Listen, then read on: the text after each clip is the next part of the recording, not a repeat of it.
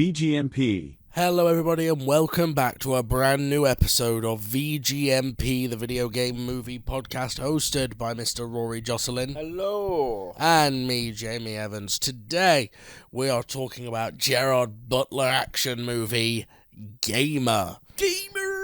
Now, this is a film I've seen once before. This is one of our films that is not based on a specific game, but rather is just about gaming as a premise in general. This is set in a dystopian future where Michael C. Hall's character, yes, that's right, TV's Dexter, has founded a company where people are able to sort of play real-life video games thanks to a special technology he has invented called Nanex, which allows him to implant nanotechnology into people's brains. His first game was a Sims-esque style Second Life type thing called... I forgot what it's called. Society. That's it. It's called Society. Yeah. In which users at home can pay to control a real-life human avatar, just like you would a character in a game. And the kind of idea that we get hinted at is that all the rich people can afford to sit at home and play the lives of poor people. Great premise. If the film was actually about that, we'd be having a very different conversation to what we're about to have today. But sadly, that is essentially a footnote in what this film is actually about, which is Michael C. Hall's character's new game, Castle, his name's Castle. Castle's new game, Slayers, which is essentially a Call of Duty-esque shooter in which players can yet again pay to control a real-life human avatar. This time the game is much more violent, sort of a team deathmatch type scenario, and the playable icons, as they call them, are death row inmates. Yeah. With the gimmick being that if the death row inmates are able to win 30 games in a row, they are pardoned for their crime, but no one has ever done it. But what do you know? Gerard Butler is at 27 at the start of the film. He's only got 3 more victories to win. Now, if you're thinking to yourself, but Jamie, they don't sound nearly as interesting as all the societal implications of that first thing you said, then congratulations, because you're a smart person. Because you're right, that film sounds a billion times more interesting than what this film actually is, and it's a real shame. It's a real shame. I think they tried to have their cake and eat it because they wanted to obviously pull in what we would now call the Call of Duty crowd. Probably was even then, to be honest. Oh, definitely. COD was 2009. massive by the time this came out. But this came out while I was at uni, which I think was actually the peak of COD. That was like Modern Warfare 3 Black Ops era. Yeah, so obviously they wanted to pull in the COD crowd. The similarity I drive is there were 2 films that we've covered on, one of which we've currently covered on STC, The Wrestler and Black Swan, which were initially the same movie where a wrestler and a ballet dancer start to date, and it's how that relationship works. However, the writer-director of those films realised that each of the specialties, wrestling and ballet, was so big that it would actually do each of them an injustice to stick them in a film together. So he split them and made The Wrestler, and he made Black Swan.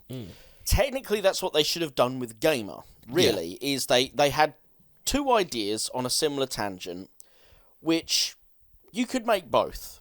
But the problem is one has, as you say, has the more societal implications with Society, and then one is just an action movie with Gamer. They don't gel. Not at all. Not at all. This film is so incredibly disjointed. Yeah. And weirdly enough, they kind of know that because... Okay, so something that's a bit odd in this is Society and Gamer have very different aesthetics.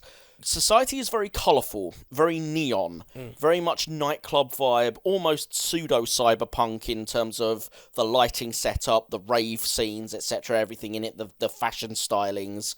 Whereas Gamer is set up like COD. It's just burly men in military costumes. Everything's gunning grey. at each other. Yeah, and everything's grayscale. I don't understand how the players know each... Because there's clearly 2 teams... But you can't differentiate them because they're all wearing the same and the same colours. It's not like Halo, it's red versus blue. there is literally no differentiator. So there are points where he's working alongside people, and then there's other people he's killing, but I don't know how he's meant to verify which is which, or how the player is meant to verify which is which. Yeah, you've got bland, grey, horrible, and very vivid and colourful. The downside is that while these two have very different colour aesthetics, the camera work is the same. Yes. And the editing of the camera work is the same. The camera never sits still, and it edits like constantly. It's actually quite draining to watch. This is, and I don't like being nasty. I know, it must seem like I do because I've done it so much lately. So it must seem like I either like it or I just enjoy being grumpy. We just happen to have done a run of really shit films lately. This is one of the worst shot movies I have ever seen in my life, combined with the editing. I think honestly, it's like you haven't seen it yet, but this is what the last Resident Evil movie's like, the last Paul Anderson one. Right. The camera does not fucking sit still long enough for you to ever process what's fucking happening on the screen. So this, I've seen worse. Domino is like, honestly, Domino makes this look like it's shot all on tripod. Right. It is awful, and it's because of the amount of editing as well. I counted, I think, 14 cuts within less than 3 seconds. Yeah, and it's just ridiculous. it was just Keira Knightley sitting down. But there's bits where characters are just standing. Yeah, there's a bit where Gerard Butler, right at the beginning of the film, Gerard Butler reloads his gun. Yeah. And there was something like 8 or 9 cuts on the simple action of him pulling out a magazine and jamming it in the bottom of his gun. Yep. Yeah, and to be fair to the film, and it's not fair in a way because it's still shit, this came out at the same time as Quantum of Solace, which did the same thing. James Bond film Quantum of Solace, the follow-up to Casino Royale. They were all trying to do the Bourne Identity thing, but Bourne Identity, I've never seen it, but I've heard the Bourne Identity kind of did it well enough to get away with it. Well, it kind of pioneered this style, didn't it? Yeah, but everyone tried to copy it, but there's no rhyme or reason to how the shots are manoeuvred in this film. So, as a good example, you can imagine, as much as I didn't like it, in the action sequences where Gerard Butler is in the gun battles, okay, frenetic camera, it's meant to keep you off guard, so you're like, oh damn, I don't even really know where everything's coming from. Yeah. So you feel more like you're in that world. Still don't agree with it, but fine, I can understand it as an idea. The problem is that scene is followed by Castle, the villain, having an interview. On a chat show. And it's still, the camera's still moving and edited the same way. Yeah, when all you've got is 2 characters sitting on a sofa talking. Yeah, on a morning TV show, you'd be like, well, film it like it's a morning TV show then. Yeah. Like, this is the point where you give your audience a break from the frenetic action, and then you go back into it, so then it's more impactful when you do employ it. Yeah. But this doesn't make the differentiator. Every single scene is filmed and shot and edited the same way. Yeah, and it doesn't... It just, A, doesn't feel like there's any rhyme or reason to it. Nope. And B, it kind of just feels a little bit edgelordy. It does. It's very style over substance, isn't it? Yeah, which is a shame because, again, the basic premise, certainly of the society element of this film, it's chock ready for substance. Well, it's fascinating because it's almost that idea of cultural appropriation, but from a class point of view. Yeah. Because all the people playing the game are rich fucks. Yeah. And nearly all the people who sign up to be icons, as they call them, they're all poor. Are poor, because why would you sign... Because just to be clear, audience, if you haven't seen it, there's no limits on this game. No. So the girl we see who's the playable character... In society. The guy controlling her is getting her to, like, fuck anyone that moves and stuff like that. And she can't fight back against that. Yeah, so she essentially, you could classify that as rape almost. Yeah, because she doesn't have an option. Yeah, and there's no limit.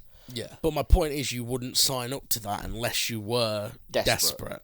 But the film decides not to make any comment at all about the classist elements of the film. But again, I think that's because it splits the narrative. If it stayed in society, instead of doing the game, because let's be honest, if you get rid of society and just have the Cable action, it's a bland ass film. Yeah. So if you move it over and just do society instead, it allows you the ability. You could do bits of action. Because, again, people could start to GTA it, for example. So you get people in there trying to ruin the ambiance of the game by being edgy and shooting others. So you could introduce elements of the action scenes into society. The other thing is we don't get a lot about her lack of choice or about why she's actually signed herself into this. What the society one never does is actually looks into the fact that the men who are part of the society game also have no option. So the men who are in that play, they're always shown to be like, oh yeah, baby, loving it. Whereas all the women, if they're not completely in a hedonistic shot, like where it's two lesbians making out, that sort of thing. Yeah. The main woman, for example, is shown that she literally despises it, but is just basically going through the motions. Yeah. But realistically, it would happen both ways. The men don't have an option either. Well, as soon as they've got the nanites in their brain and they're being controlled, they have as much option as the women do. Yeah. But it's not interested in showing that. Instead, it goes, well, we're not, because I think essentially it doesn't want to show that men have no sexual control. Yeah. What it does then is it goes into the military angle. You don't have control over whether or not you live or die. Yeah. Also, I don't know how they control pregnancy in society. Like, if the whole thing is it's hedonistic, so sex is happening a lot, and the guy controlling you in the context of the main female player, he's not making sure she's, using protection or anything like that per se. How do they ensure that pregnancy isn't? Well, I'm sure it didn't get mentioned, but it'd obviously be something like they're forced to take the pill once a month or something like that. Maybe, but it was. You're right. It isn't actually said in the film. That's me just assuming based on logic. Yeah, it's very.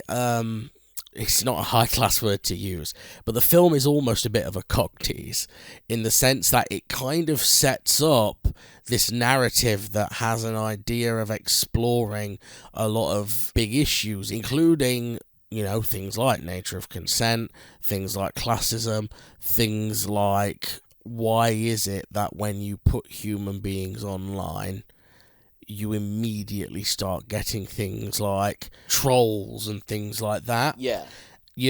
Is it an inherent human thing that if we go online or if we go into a situation where we absolutely know no one's watching us, do we all become assholes or not?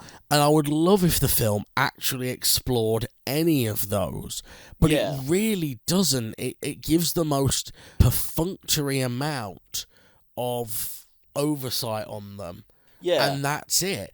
It then just moves us along and goes, hey, don't you want to see Gerard Butler shoot fucking Sergeant Jeffords from Brooklyn Nine-Nine? And you're like, well, no, not really. Actually, I was quite enjoying what you were setting up. Yeah. But now you want me to have this generic action movie with a generic piece of shit villain. Michael C. Hall does not save this role, unfortunately. Unfortunately, Michael C. Hall is one of those actors that he's a great actor, but you can almost guarantee if he's in a film, it's a garbage film, and it's never his fault. It's like Matt Smith. Yeah. When he's in a film, Matt Smith is not the thing that makes the film terrible. But they tend to be bad films. Yeah, and it just picks badly. Yeah. Michael C. Hall seems to have a similar issue. Yeah. So I'm not going to harp on that that's what the film should have been and that it would have been better if it was that. Because that's personal taste. For me personally, much more interesting movie. Yeah. Much, much more, like orders of magnitude more interesting than what we got. But let's say we've got to work with what we've got, which is an action film. They want to do an action movie. I still think you could have done better than this, and I don't just mean by shooting it differently. I mean, why is everything so bland? Can I give an example of the thing that I think the film does right when the two worlds merge? And they could have maybe done more of this. Yeah. So there's a point where Gerard Butler's character, Cable, escapes the game. And he goes to find his wife. He finds her currently under the control of some fat schlob in the society game. and he tries to pull her out. And as he tries to, get her to safety, they get attacked by Jeffords from Brooklyn Nine-Nine, Terry Crews. Now, Terry Crews manages to kidnap the wife, brings her into a lift, and on the next floor, 2 other controlled people come in and start making out. Best scene in the film. Yeah, absolutely. It's like, more of this would have been awesome. Terry Crews then pulls out a knife, and he's just like, what if I, He's threatening it. Like, I could kill him. And obviously she's like, no, like, absolutely not. But she's forced by the person controlling her, is like, do it.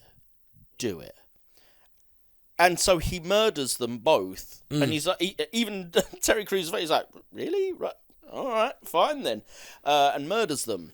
So that was the start of... So I was like, ew, there's an element here. Yeah, and to be clear, he doesn't just, like, shank the fuck out of them. No. The way that's done is deliberately this weird sexual tension, because the fat guy goes, you get close upon his pudgy lips, and he's like... And he's basically naked, we should point out as well, the fat guy. Pretty much, yeah. On a mobility scooter. Yeah, he goes, do it. And then it cuts, and then he makes her wink at him. Yeah. And then Terry Crews doesn't just, like, go Jason Voorhees on them. He pulls out this knife, and he very slowly slips it into the girl. Yeah. And he's sort of, like, standing right above her, breathing down her neck. She doesn't scream. No. She just sort of gasps, like... He lets her go, then he wraps his hand around the guy's neck, like round his face, almost like he's caressing him, and then snaps his neck. Yeah. And it's an example of these directors actually knowing what they're doing, which earlier on they showed that they didn't know what they were doing when the talk show was shot the way it was. Yeah. But I just think it's important to note that scene, like... more than any other scene in the film, that feels like it's saying something. Yeah, and I would have loved it like that, and that's what I mean. That's technically part of it's more tension and horror maybe, but that is part of the action sequence that worked when it blended into society. They should have done more of that. Yeah, to be honest, I would rather, if I was to say remake this and but I still had to do it as an action film because the investors were like, it's got to be action. Yep. Honestly, I just wouldn't have Slayers at all. I'd just have it be about 2 people from society trying to break free and escape. Just make it more like GTA. Most people living their lives. It's like an MMORPG, which is what society is like. So, you log on and it's like, oh, actually, I'm Babe 3574 and I'm a massive titted elf girl and all that shit. And then you have people that come into that game and are like, actually, I'm going to be like Derek from the street and I like to murk people as I drive by. Yeah. Well, it's people...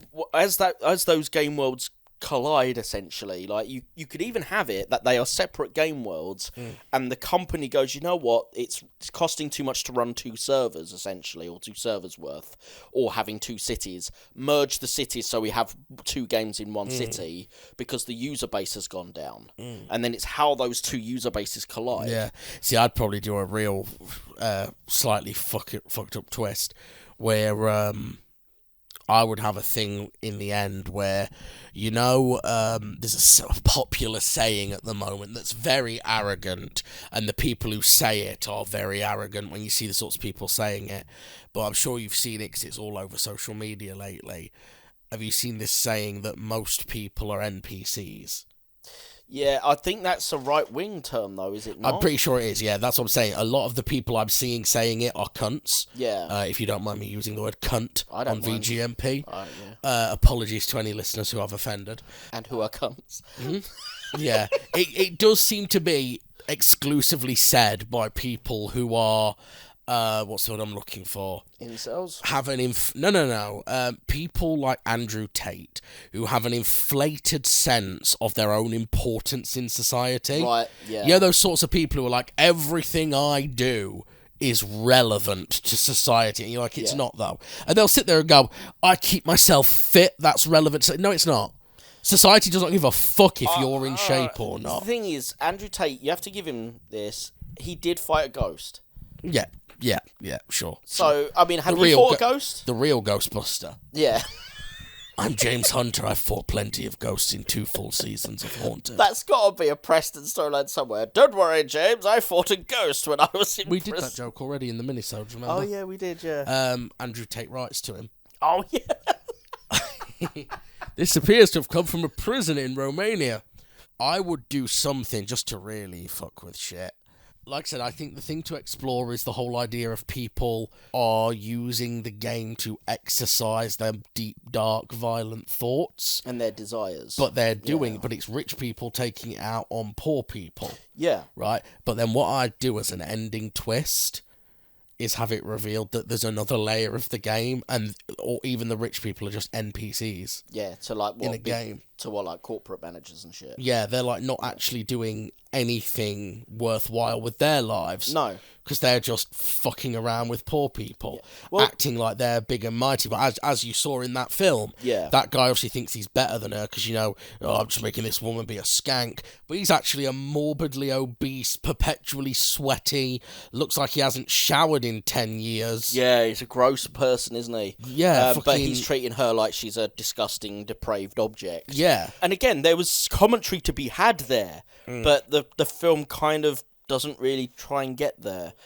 But this could be massively improved by A, shooting it better, and B, just in the Slayers bit, just give us some like you said, something to show us who's on whose team would be nice. Yeah. Like, just give them some, like, coloured uniforms or something. Yeah, just anything. Anything is better than what we got on that. What I find interesting with this is that I think it's more relevant today than it was when it was made. And don't get me wrong, I'm not saying it's a super relevant movie.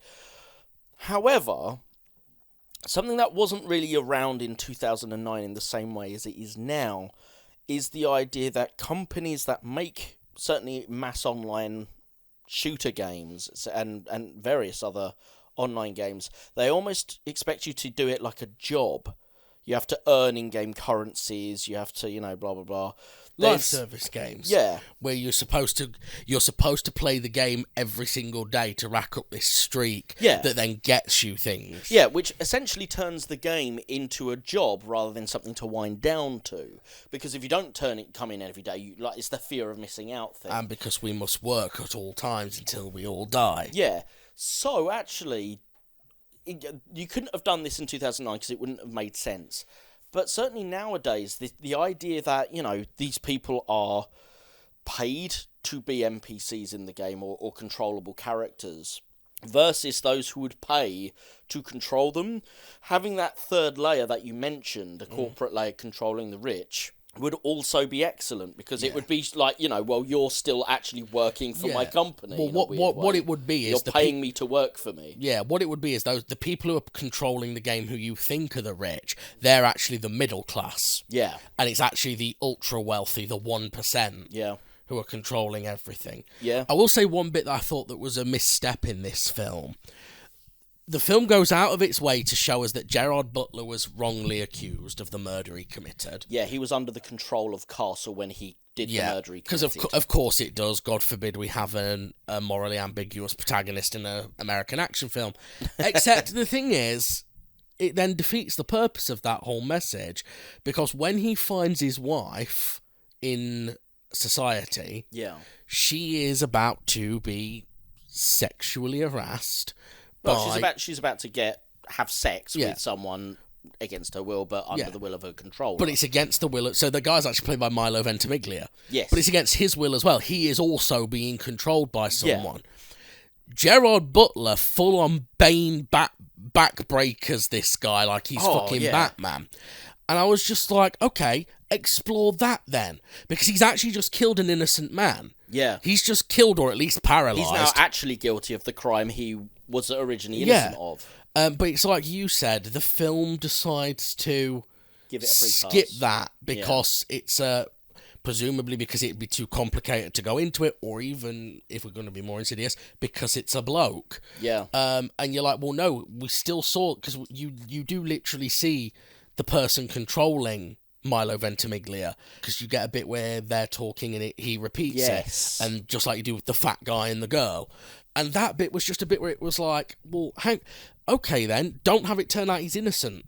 Let's have him be this morally ambiguous guy where we're kind of rooting for him, even though arguably we shouldn't, because he killed someone. Yeah, because the Ventimiglia's character isn't actually a threat to him. No.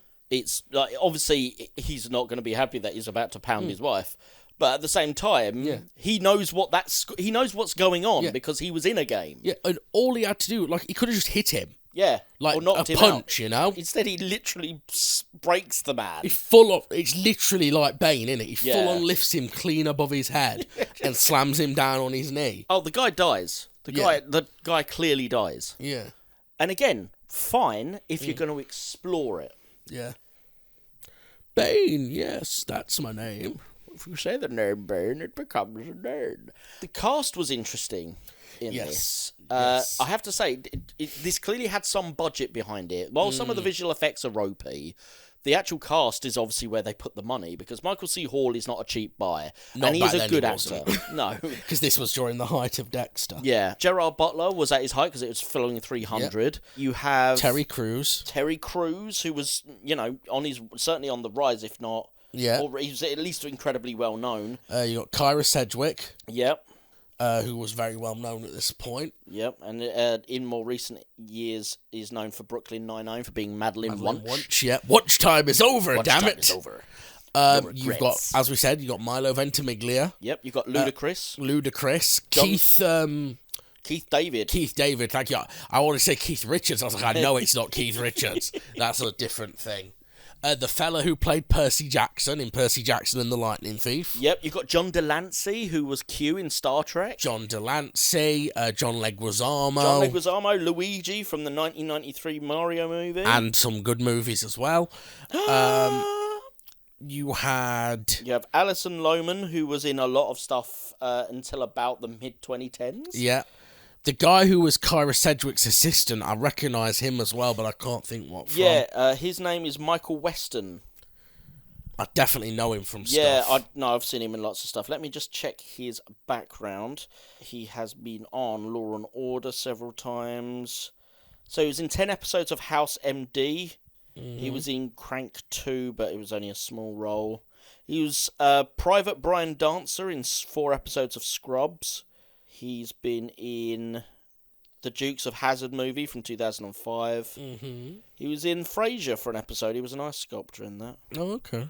Yeah, he's been in Coyote Ugly as well. He played Danny. That'll be what I know him from, Coyote Ugly. Yeah. You can try to resist, try to hide from my kiss. And he was also... But you know... He was also in a garbage-looking movie called TV series called Nightman, which is based on the comic book created by Steve Englehart. Johnny Domino, a jazz musician, turns into Nightman, who is literally a caped superhero. That sounds incredible. It's awful looking, man. Dayman, Dayman fighter of the night, man. Champion of the sun. He's a master of karate and friendship for everyone. Dayman, You're right. That is an Always Sunny reference for people. Oh, okay. I've never really watched it, so... No, I'm doing it for the audience. That's for you, Benton, if you're listening. Just did a rendition of Dayman. And I hope you did the along with me. I bet he didn't. I bet he did. He loves Nightman. Yeah? Yeah. So some of the characters that we meet, John Leguizamo, for example, a relatively big name, yet his character is kind of meaningless. Mm-hmm. It just felt like he was there to provide exposition we actually didn't need. Yeah. He's not actually in any of the war sequences himself until the last time we see him. And he just sort of, while all the men are in combat training sort of between sessions, he comes up to Gerard Butler, sits next to him all the time. He's like, "Oh, you don't know what this is like, and this is what," and that guy's crazy, and they're all saying this, but it doesn't come across well because the way they play his death is that, oh no, not John Leguizamo, his best and only friend. Mm. It's like, oh no, that's the guy who pisses him off every, like, just, when you're sitting down and someone just sits down and goes, "Yep, I remember when, blah, blah, blah," and just starts talking shit at you, and you're Rory, like, I don't care. Rory, I know you, of course I know what that feels like. That's not fair. That was a good one. That was a good one. I like that. I'm hurt. I have to admit, I thought that the first time I ever saw this, the way Leguizamo's scenes are all done, Part of me was like, is this going to turn out he's just in Gerard Butler's head? Yeah. Because, like, only Butler ever interacts with him in the Yeah. first few, and it's always when Butler's sitting down, he just sort of appears next to him, doesn't he? Yeah, it's almost like he enters like a horror character, but doesn't do anything horror. Yeah, a little part of me was like, oh, it's going to turn out that, like, he did know him years ago, and, like, something he did... What might have been cooler, rather than having the little kid, you know, showing the kid who's controlling him, we do this with Leguizamo coming in and be like, hey, you know, I think it's about this, blah, blah, blah, blah. It's about family. It's about family. But it turns out later on that Leguizamo is the one controlling him. Yeah, and, cool. you know, so we don't get the whole story with the kid. Instead, Leguizamo, we find out later on, is a figment of his imagination being spoken to as his handler. Yeah. The other thing that I found odd is that the young boy who controls Cable, or Gerard Butler's character, he's somewhat famous as well. He's famous for controlling and winning matches with Cable. Seems no one gives a shit about the people controlling society, which I suppose makes sense because it's not competitive. Yeah. It is a little bit that free guy problem we had, though, isn't it? When it fucking ends up all over the news when blue shirt guy's winning. And you're like, would this be worldwide news? Like in this, you get scenes, don't you, of like audiences all over the world in arenas. Not stock footage, of course. Some of it was some of it was standard definition VHS footage, and you're like, yeah, at least try and find footage from like Bangladesh that is a little bit more up to date. Well, that was one of my some other 1995 pop concert.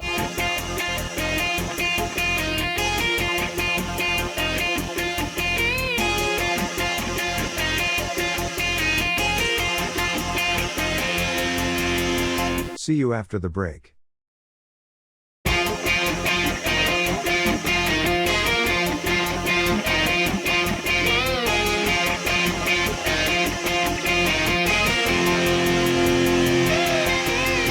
One of my other problems with the film was one of the ways for some reason, they keep representing glitching over Gerard Butler's.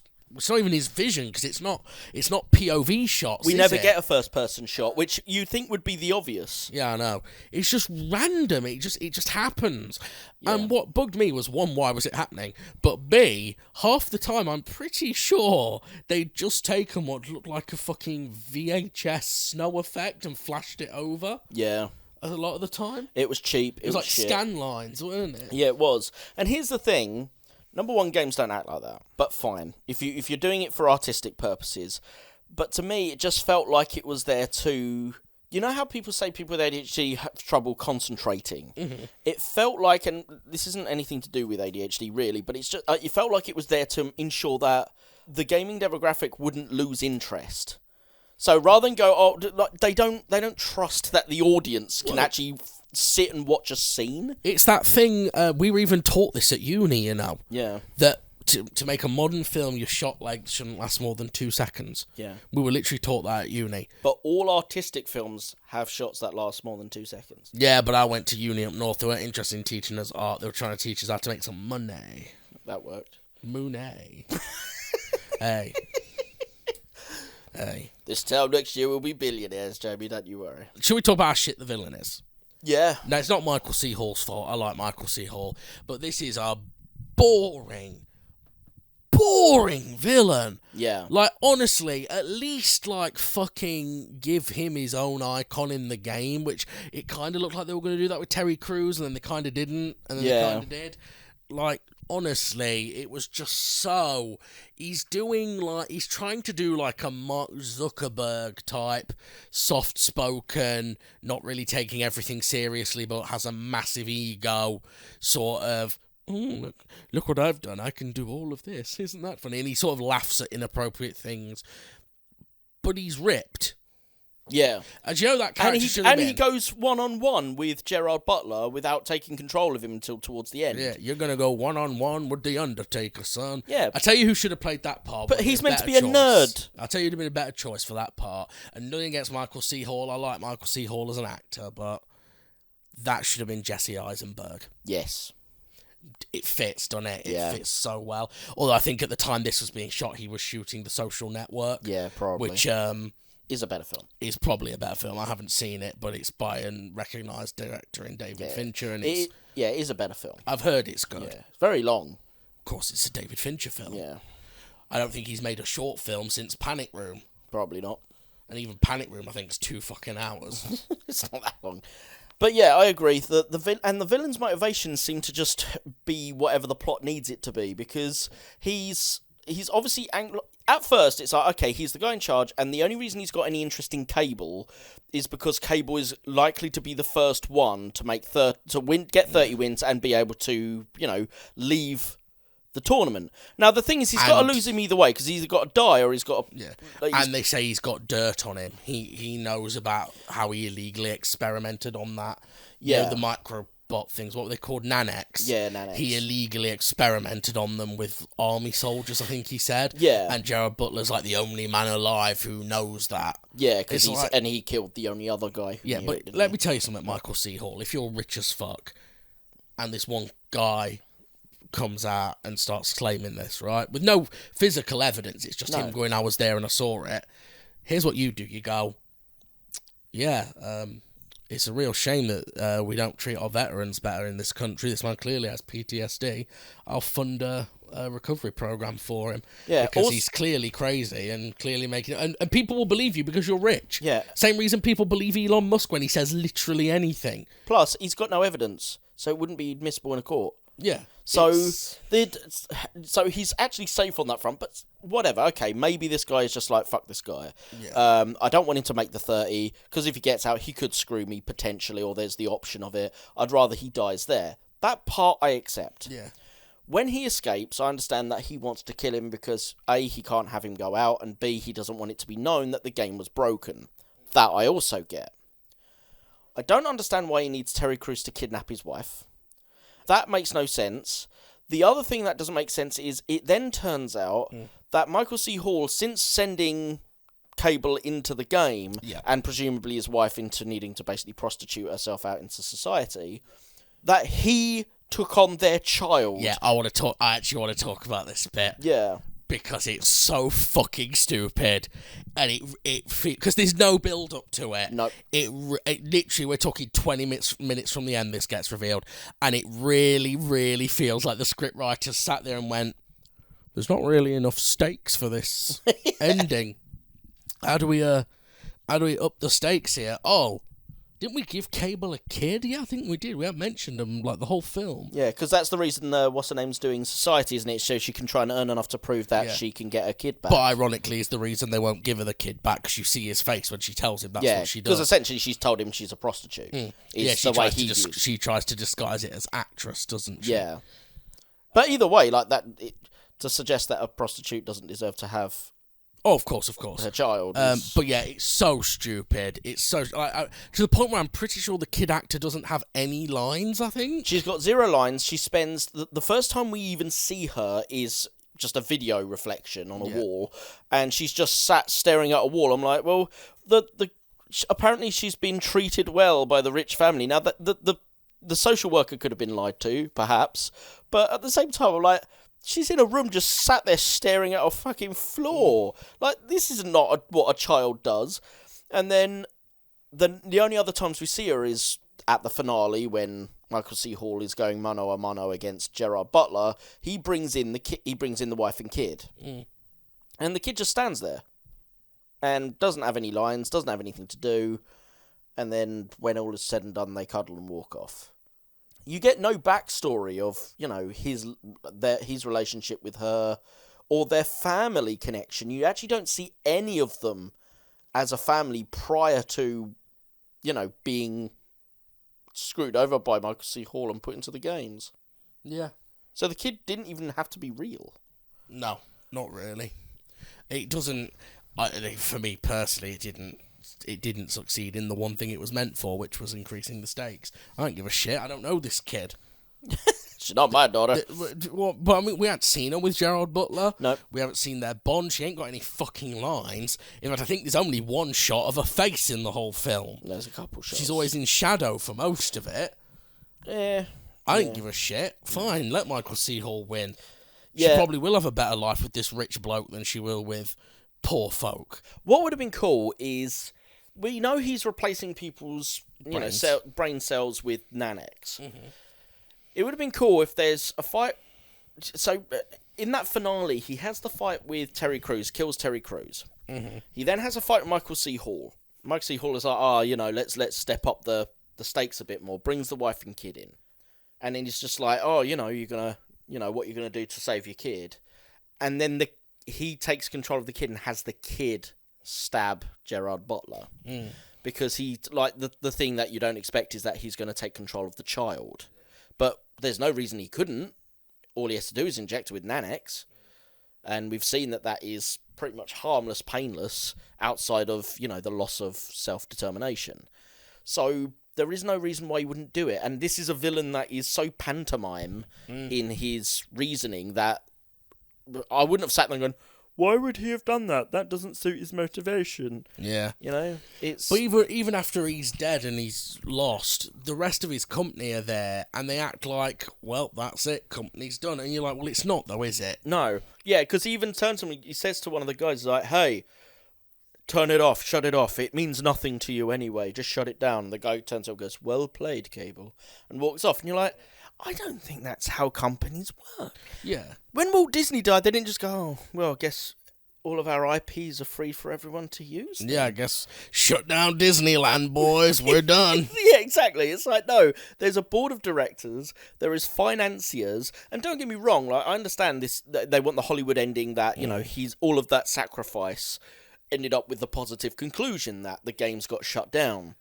However, it fundamentally goes against everything else in this narrative, where people are so invested in corporate interest and their favourite companies that they will even forgo their own control, or they will happily and readily take control of others against their will to satisfy their own entertainment. And they'll do that knowing that it's fully corporatist. So why would they all sit there and go, oh, well, No, the corporations are going. We know what corporations act like. So all you're doing is basically lying to your audience by suggesting that the corporation is now good enough and wholesome enough to shut itself down. Oh, yes, the board of directors was perfectly good. It was just that one corrupt guy, and we didn't vote him off because, we saw the scene in Spider-Man and how much that upset Willem Dafoe, and we just couldn't do that to Michael C. Hall. You can't do this to me. I started this company. Do you know how much I've sacrificed? Spider-Man. Give a picture to Spider-Man. Sooner or later, they will hate you. It's awkward because I'm running out of things to say, and I don't want to. I want to be able to discuss some of this film a bit more. The half of it is the action sequences, and honestly, there's nothing of value to talk about in them. Yeah, I mean, it's difficult because what I really want to talk about is what I wish the film was, but there is no point doing that because it's not what the film is. It's not what the film is. What's interesting is around this same time, it might have been a year later or 2 years later, there was another film with a similar concept that made the exact same mistake. Surrogates. Called Surrogates with Bruce Willis in it. Yep. And it's a really similar... And Rosamund Pike. And Rosamund Pike. It's a really similar concept with a game like Society type thing. And again, it chooses to chuck all that away in favour of an action film. Yeah. I think Surrogates was a little bit more successful. If I remember right, it was filmed a lot better. It was filmed a lot better. But I think it was more successful on its emotional elements because at least... So Rosamund Pike's character, for example, is meant to be the same age as Bruce Willis. The reason that they didn't cast a woman who was his age is because essentially, unlike this where you are taking control of someone else, Surrogates, you control a robotic avatar in whatever form you want. And that was it, yes. Yeah. You control yourself, don't you? So you don't have to, but she chooses to build basically a perpetually young version of herself, so she's always playing her idealised avatar. And it'd be like someone like you and me building basically a similar version of ourselves, but maybe with better hair and slimmer waistline, ripped abs maybe. And speak for yourself, white man. You are white, sir. So that was the other difference, and that was these two films, neither of which were 100% successful at tackling what they could have tackled. But Surrogates, I think, gets a bit closer because the emotional elements between Bruce Willis and Rosamund Pike work a lot better than the ones between Gerard Butler and his wife in this film. Not to be mean, but not well known for making emotional storylines work, is he, old Gerard Butler? No, he's not. To be fair, he's a charismatic and he is a fun watch, but he's not a good actor. Let's be honest. He's not a broad range. Let's say that. No, especially not if you get him to do an accent. No, oh God, don't give him an accent to do. No. In fact, half the reason he works in this film is he actually barely has any lines. Did you notice? Yeah, he doesn't say a lot. He's actually largely silent for huge chunks of the film. I actually don't think he puts on an accent either. He is. He's doing an American accent. It sounds Scottish still, so that's fine. That's what I'm saying. Yeah. He's trying to do an American accent and it's not working. No. Fair enough. I really think that this film could have been such an important movie. Yeah. It really had, honestly, I've not seen the concept come up again, outside of Surrogates, which played it differently. Probably because both of them bombed at the box office. Yeah, but the reason that they bombed wasn't because the concept was bad. No. It was the execution. But that's Hollywood all over. It's like we've said, for people who are listening to this, maybe at a later date, we're recording this in April of 2024, and loads of studios have announced that they're doing films based on children's toys because Barbie was such a massive success. Yep. And as we said, Barbie was not a success because it was based on a children's toy. That did help. Barbie was a success because it was a female-led film about female issues dealing with the topic in a way that hadn't been done up to that point. Yep. But in typical Hollywood fashion, they've learnt the wrong lesson and gone, well, people must love films based on toys. Let's make a Slinky movie and a fucking Hungry Hippos movie. Yeah, it is a bit silly. I think there's I don't know. There's an Uno movie being greenlit, apparently. Uno reversed that shit. And I'm sure Hungry Hippos has been greenlit as well. Yeah. And they've kind of learnt the flip of that with these films, where the concept's good, but the films aren't great. The films tanked at the box office because they're generic action movies, but the studios have gone, well, there's no good in that concept then. Yeah. So, the writer-director duo of this film... Neville Dean and Taylor. Yep. They have done several films together. They seem to be a regular duo, though they have done a couple of things separate to each other. IMDb classifies this as a dark comedy film, by the way. I don't see how they got there. It's not a laughing. comedy. It's not a comedy. Nope. So anyway, they've written together a couple of things. So Jonah Hex from 2010. Literally one of the worst movies I've ever seen in my life. They did this the year prior, obviously. They did Crank in 2006. I believe I have seen that one. Yep, that's Is with that Jason the one where he Statham. can't let his heart rate drop? That's correct. And then seen that. They also did the sequel Crank 2 High Voltage. And they did a film in 2008 called Pathology. I think I've seen that. Tell me a bit about it.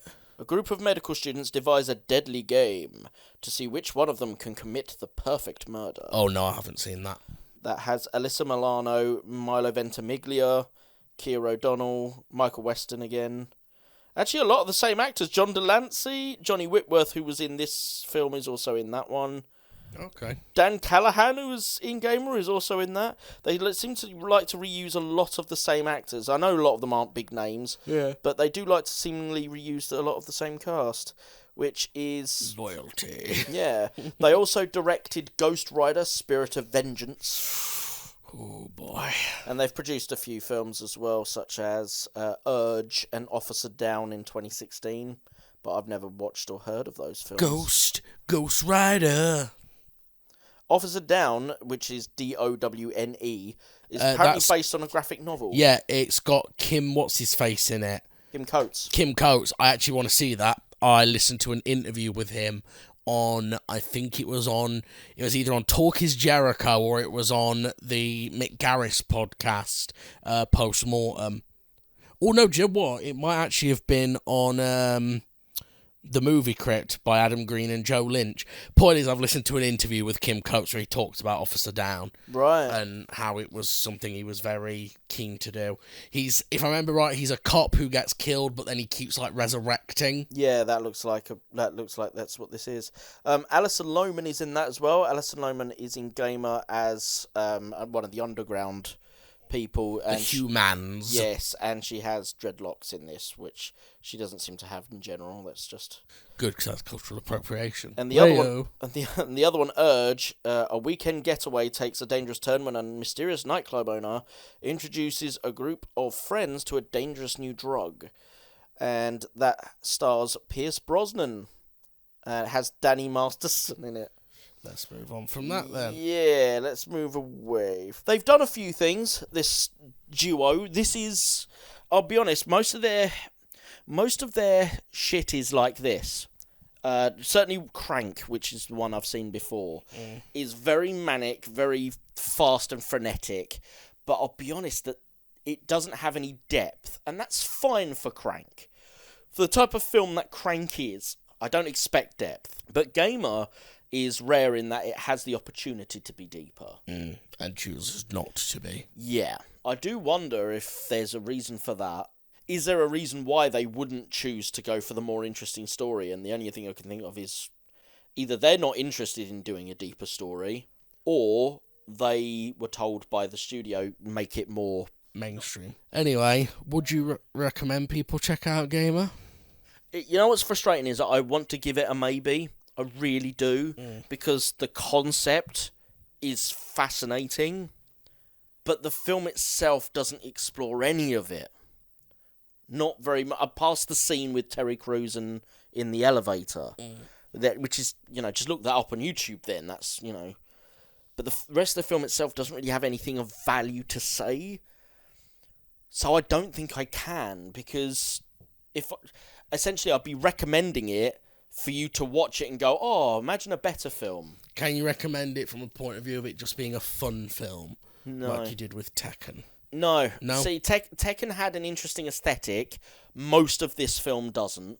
The camera work in Tekken, while the editing was also janky like this, it wasn't as janky, and at least the camera made more sense in terms of the motions it was doing. Mm-hmm. And don't get me wrong, as we said, Tekken is far from a perfect film. It's not even a particularly great or good film. But at least it's enjoyable. Gamer tries too hard to be serious, but it has a premise that would support that, and they don't bother with it. Yeah. And it looks like shit. And honestly, the movement of the camera is... I don't think I could ever recommend a film that has a camera as frenetic as this. Even if I thought the story was good. So I'm afraid I'm going to have to... It's a shame. I'm reluctantly saying it's a no. But I have to say it's a no. Because what I would basically be telling you to do is watch it and imagine a better film. I think it's probably a no from me too. I was trying to think if I could give it a maybe just because of it being fun, but actually it's not fun for most of the runtime. So I can't. It's a shame because, again, there is the kernel of a good film here. Hopefully someone will pick up the concept and revisit it at a later date. Yeah. Anyway, in the meantime, everyone, thank you so much for listening. If you have seen Gamer, please do email in to info.impalafilms@gmail.com and let us know what you thought about Gamer. Tell us how right we were or how wrong we were. We love to hear from you either way. You can also please like, share, subscribe, etc. the podcast. It helps us tremendously when you do, because it helps us to get the algorithm to start recommending the show to people.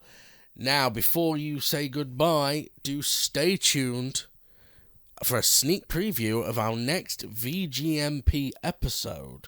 Our first shorts, now that we have concluded both the new Fallout and Knuckles series, Street Fighter 2: Return to the Fujiwara capital. Game over, yeah!